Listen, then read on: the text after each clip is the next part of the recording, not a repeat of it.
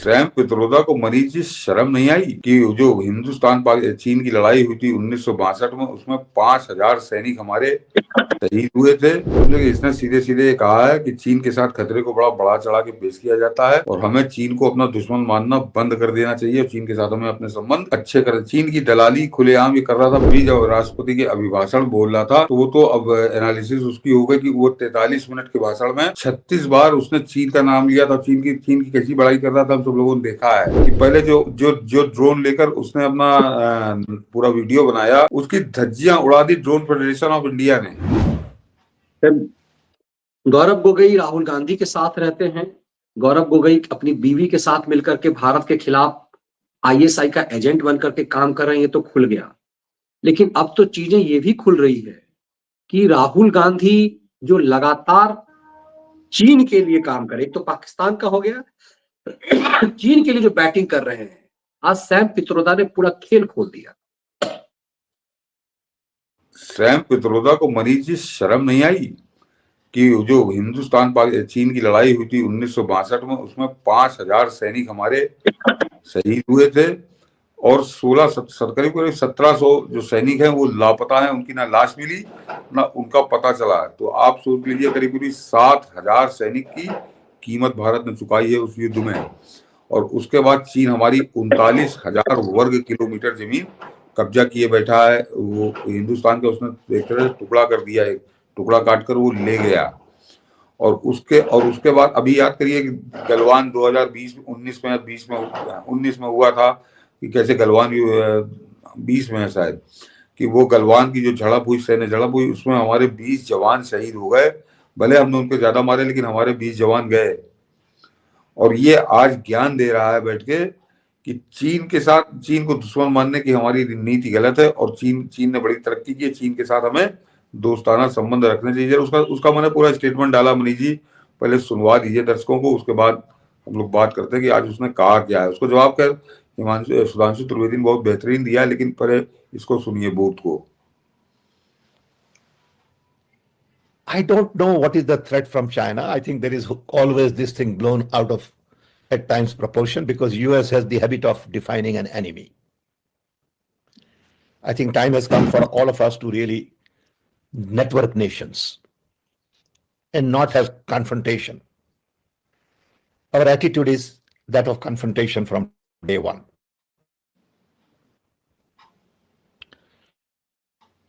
And that attitude creates enemy, and that creates certain support in the country. I think we need to change that pattern. To assume that China is the enemy from day one, it's just not fair, not just to China, but to anybody. Okay. I think it is time for us to learn to increase communication, collaborate, cooperate, and co-create, and not have this command and control mindset. China is around, China is growing. You got to recognize that, respect that. And every other country is going to grow. Okay. Some will go faster, some will go slower. Those who are very poor has to grow faster. Those who are well accomplished, developed, they will have slower growth. Those who are developed also will have aging population. And those who are developing will have young population. So you got to look at all of these things together. जरा दर्शक समझो कि इसने सीधे सीधे कहा है कि चीन के साथ खतरे को बड़ा बढ़ा चढ़ा के पेश किया जाता है और हमें चीन को अपना दुश्मन मानना बंद कर देना चाहिए और चीन के साथ हमें अपने संबंध अच्छे कर। चीन की दलाली खुलेआम ये कर रहा था, बेशर्मी के साथ कर रहा था। और इस आदमी को राहुल गांधी का गुरु कहा जाता है। तो मनीष जी इसकी इस दलाली का और इतना खुलकर आ गया है सामने, खुलकर पाकिस्तान चीन के लिए बैटिंग करने लगा। चीन को दुश्मन मानना बंद कर दो। और इसने जो सबसे खास बात कही उसके तार जरा दूसरी जगह जुड़े हुए हैं। इसने कहा कि चीन के खतरे को बढ़ा चढ़ाकर पेश किया जाता है और हमें मारना बंद कर दे। तो इसका अर्थ आप समझ रहे हैं कि अभी जो प्रधानमंत्री मोदी को डोनाल्ड ट्रंप ने F-35 जहाज फाइटर प्लेन ऑफर किए हैं कि हम उसको बेचने को तैयार हैं तुमको, तो वो, और यहाँ पे रूस कह रहा है कि हम तुमको U-57 बेचने को तैयार हैं।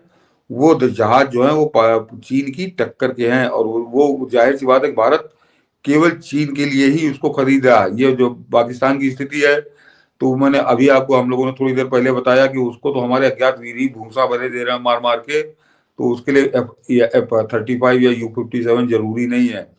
ये चीन के खतरे को देखते हुए ही प्रधानमंत्री ये सौदा कर रहे हैं। तो ये उसकी पृष्ठभूमि बनाने आया था कि चीन के खतरे को बढ़ा चढ़ाकर पेश मत करो। यानी एक बात इसका आज सबके समझ लीजिए, और अभी जब भी साल 2 साल के अंदर जब वो सौदा मैच्योर होगा, तब कांग्रेसी यही कह के हुड़दंग करेंगे कि खतरे नहीं है, चीन से तो हमारी दोस्ती है, चीन तो हमारा साथी है। ये इस तरह की बातें, ये इसने आज इसकी शुरुआत करी है, चीन की दलाली इसने शुरू करी है। और उसके बाद इसने कहा कि चीन के साथ दुश्मनी, चीन को दुश्मन मानना बंद करो। जब चीन को आप दुश्मन मानना बंद कर देंगे, चीन से खतरे को नहीं मानेंगे, तो फिर आपको F-35 या किसी चीज की, मैंने कहा पाकिस्तान के लिए तो कोई जरूरत ही मतलब ही नहीं, पाकिस्तान के लिए जितना हम है उतना ही बहुत भारी है।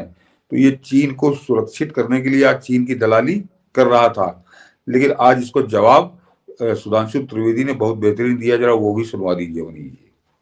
बिल्कुल, ये खुलकर देखिए, इसका जो भतीजा है राहुल गांधी, जो इसका चेला है, तो राजनीतिक गुरु है, ये दूसरी बातें करता है कि चीन ने कब्जा कर लिया, चीन ने ऐसा कर लिया, यदि चीन ने कब्जा कर लिया तो हम तो हमला करेंगे ही। दूसरी तरफ इसके द्वारा ये कहना कि चीन को दुश्मन मानना बंद करो, तो समझा जा सकता है कि खेल कितना खतरनाक है। सुधांशु त्रिवेदी आए थे मैदान में। I don't know what is the threat. परंतु गंभीर बात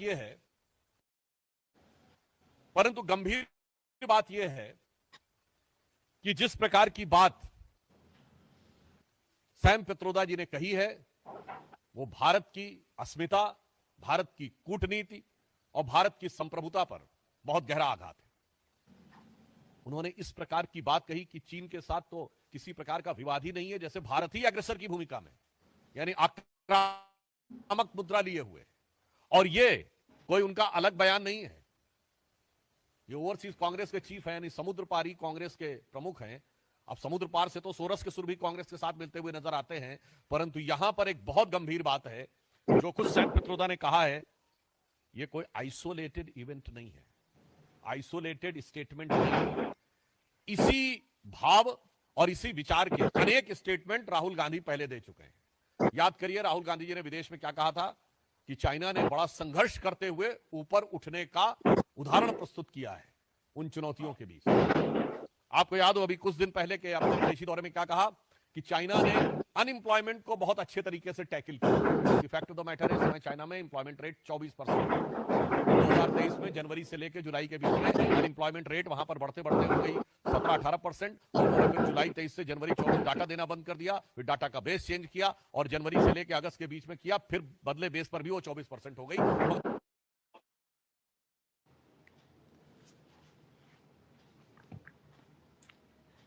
ये अभी सुधांशु त्रिवेदी ने बताया कि किस तरह से वो राहुल गांधी के भाषण को याद दिलाया कि किस तरह से अभी जब राष्ट्रपति के अभिभाषण बोल रहा था, तो वो तो अब एनालिसिस उसकी हो गई कि वो 43 मिनट के भाषण में 36 बार उसने चीन का नाम लिया था, चीन की कैसी बड़ाई कर रहा था, हम सब लोगों ने देखा है।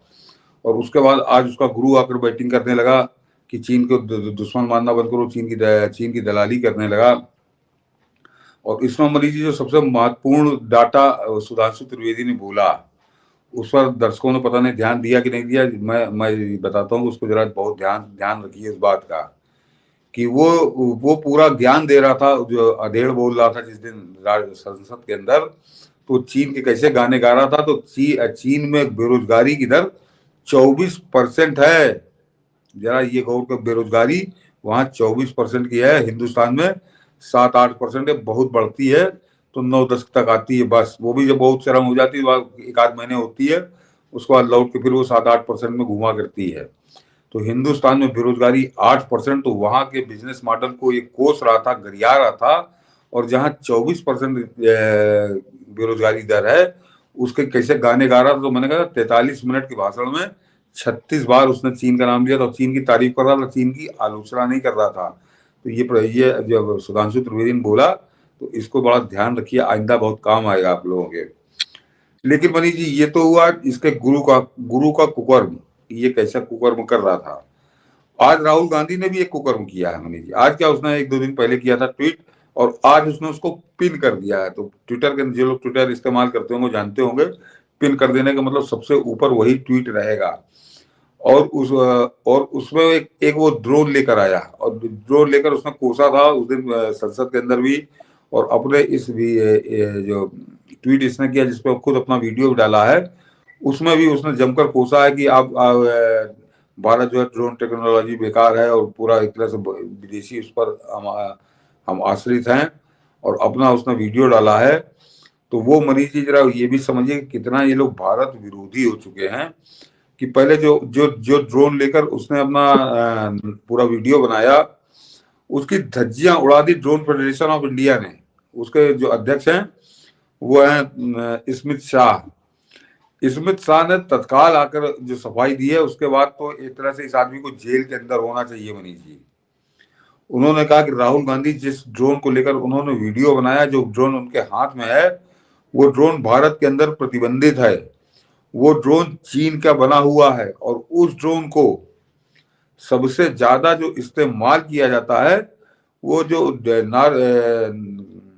मादक पदार्थों के जो तस्कर होते हैं, अंतरराष्ट्रीय सरगना जो हैं ड्रग्स के, वो उसका इस्तेमाल करते हैं। और उस ड्रोन को लेकर जो प्रतिबंधित है भारत के अंदर, उस ड्रोन को लेकर वो वीडियो बना रहा है। तो इसके पास आया कहाँ से? चीन से। इसको किसने पहुंचाया? क्या इसके संबंध, मैंने कहा ना इसको ड्रग स्मगलर जो है वो सबसे ज्यादा इसका इस्तेमाल करते हैं।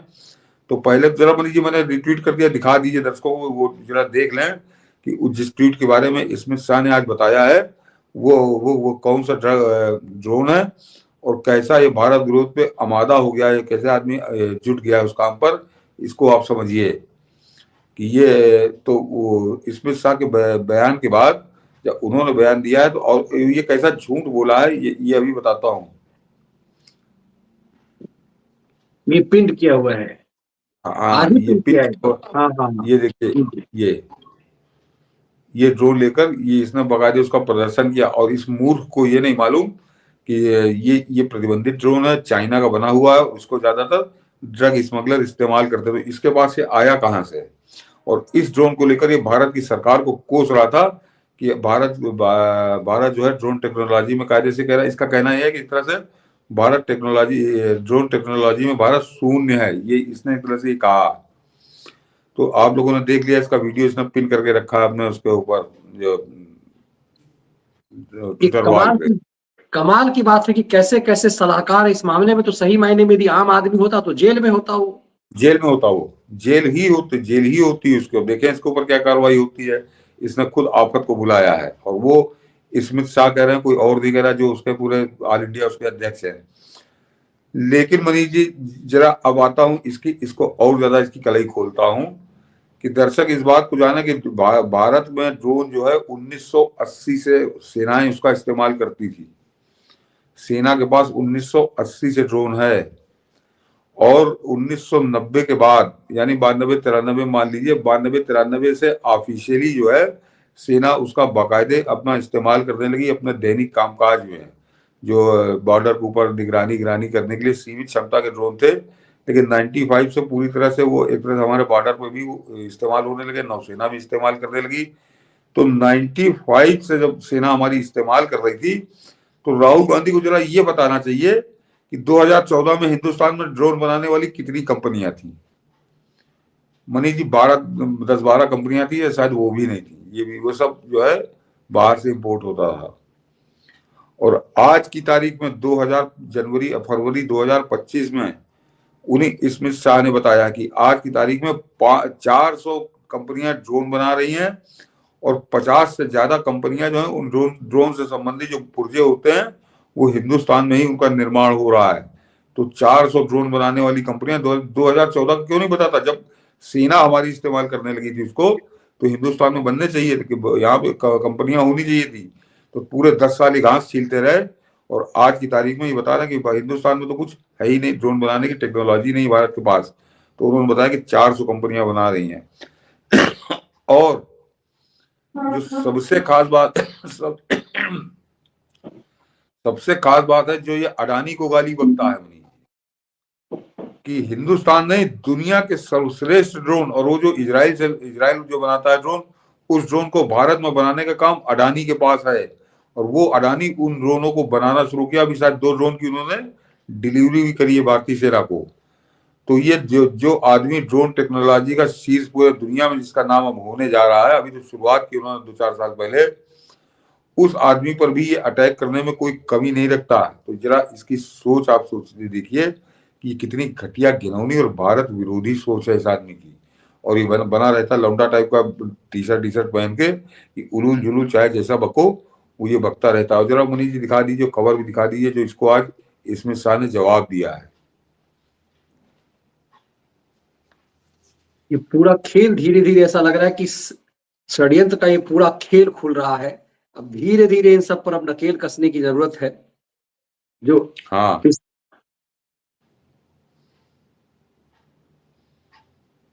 आप इसकी बात कर रहे हैं। हाँ, ये खबर खोल दीजिए तो मैं, ट्वीट तो छोटा ही सा है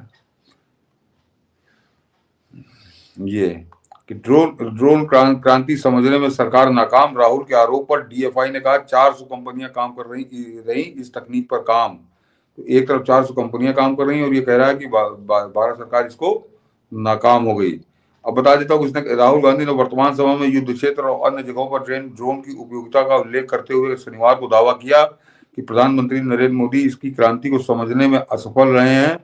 कांग्रेस के पूर्व अध्यक्ष ने ड्रोन और उससे जुड़ी प्रौद्योगिकी को लेकर एक वीडियो अपने यूट्यूब चैनल पर अपलोड किया था। उन्होंने कहा, ड्रोन ने संचार के लिए बैटरी, मोटर और ऑप्टिक्स के संयोजन से युद्ध के क्षेत्र में क्रांति ला दी है। ड्रोन सिर्फ प्रौद्योगिकी नहीं बल्कि एक मजबूत औद्योगिक उन्होंने युद्ध क्षेत्र को ही बदल दिया है। टैंक, तोपखाने और यहाँ तक कि विमान वाहक को कम प्रासंगिक बना दिया है।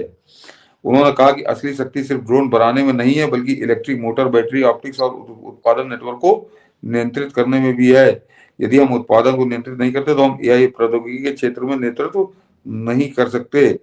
भारत के पास और ये इसने बाद में कहा कि भारत के पास अपार प्रतिभा और प्रेरणा है, लेकिन हमें खोखले शब्दों से कहीं अधिक की आवश्यकता है।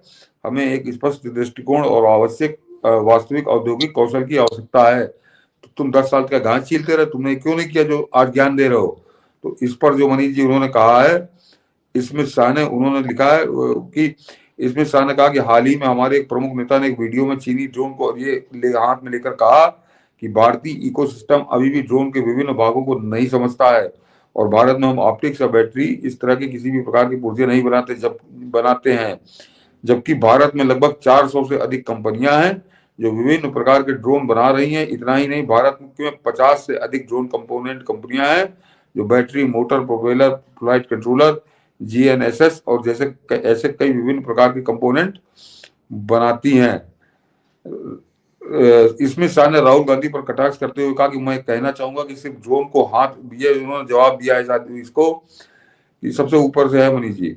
इसमें शाह ने राहुल गांधी पर कटाक्ष करते हुए कहा कि मैं ये कहना चाहूंगा कि सिर्फ ड्रोन को हाथ में लेकर यह कह देने से बदलाव नहीं आएगा कि हमें इसके किसी भी हिस्से की समझ नहीं है और भारत में इस पर कोई काम नहीं कर रहा। अगर बदलाव लाना है तो सिर्फ बदलाव लाने की बात करने से वह नहीं हो जाएगा। ड्रोन के पुर्जे बनाने के लिए किस तरह के R&D कार्यक्रम होने चाहिए, उद्योग और शिक्षा जगत के बीच किस तरह का सहयोग होना चाहिए, सरकार की क्या भूमिका होनी चाहिए, नागरिक उड्डयन मंत्रालय सिर्फ यह मत चाहिए कि हमें IT मंत्रालय, विज्ञान और प्रौद्योगिकी विभाग, कृषि मंत्रालय जैसे विभिन्न मंत्रालय इसमें क्या भूमिका निभा सकते हैं, इन पर विशेष सुझावों की जरूरत है। सिर्फ यह मत कहिए कि यह ड्रोन चीन में बना है और भारतीय इकोसिस्टम को इसकी समझ नहीं है और हम इसके पुर्जे नहीं बनाते हैं। तो ये उन्होंने जवाब दिया है। तो ये सोच लीजिए कि जहां 400 कंपनियां काम कर रही, कह रहा कि भारत को शून्य, भारत यहाँ पे कुछ बनता ही नहीं है यहाँ पे। तो ये आंख पे पट्टी बांध के नहीं, ये चीन की दलाली करने के लिए इस तरह की बातें की जाती हैं। जनमानस में आम आदमी को समझ में आता है कि ये तो सच कह रहा है कि भारत में ड्रोन बनते नहीं, भारत सब कुछ बाहर से लेता है और हिंदुस्तान में 400 कंपनियां बना रही हैं ड्रोन। तो ये इसका झूठ और जमीनी सच, और ये बता रहा है कि किस तरह से चीन की दलाली में पूरी पार्टी, मैंने इसीलिए आपको गौरव गोगोई से किस्सा शुरू किया, वो सत्यनारायण गंगाराम बढ़ई पर आए और अब इसकी करतूत समझिए। ये सर, ये इसका मतलब ये कि अंकल सैम ने इसे झाड़ पर चढ़ाया। मतलब सैम पित्रोदा के इशारे पे ही हमेशा चीन के झंडे में काम करता है, लेकिन जो बात इसने ड्रोन के साथ की है वो फैक्ट तो बताता है कि राहुल गांधी मतलब कोई भारत का राष्ट्रपति तो है नहीं। ये काम कर रहा है इस मामले में आम नागरिक मेंबर पार्लियामेंट के तहत इसकी गिरफ्तारी तो हो सकती है, क्योंकि ये मामला तो बेहद गंभीर है देश के खिलाफ एक षड्यंत्र को लेकर के। नहीं मनीष जी, इनका आका कोई और है, चाहे वो स्वयं पित्रोदा हो चाहे ये हो। आप देखिए ना कितना प्लान्ड वे में है कि ये शनिवार को ये इस तरह का ट्वीट करता है, उसको पिन कर देता है, और उसके बाद आकर वो स्वयं पित्रोदा चीन के गाने गाने लगता है। तो ये सब सहयोग नहीं है, ये बाकायदे चरणबद्ध तरीके से ये पूरा खेल है, और उस खेल का भंडाफोड़ आज हेमंत बिस्व शर्मा ने कर दिया। इन सब के पूरे सामूहिक खेल का जो है भंडाफोड़ हेमंत बिस्व शर्मा ने कर दिया।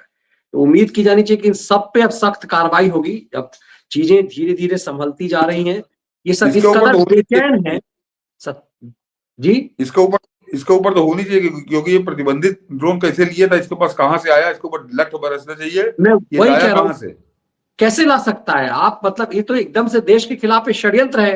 आप चीनी ड्रोन इस ढंग से आप कैसे ला सकते हैं, और इसका प्रदर्शन आप कैसे कर सकते हैं आप? मुझे लगता है ये बात जो है वो देश की एजेंसियों तक जाएगी कि कम से कम ये पता तो चले, फैक्ट तो पता चले कि किसके हाथ में खेल रहे हैं और ये चीजें आई कहां से है।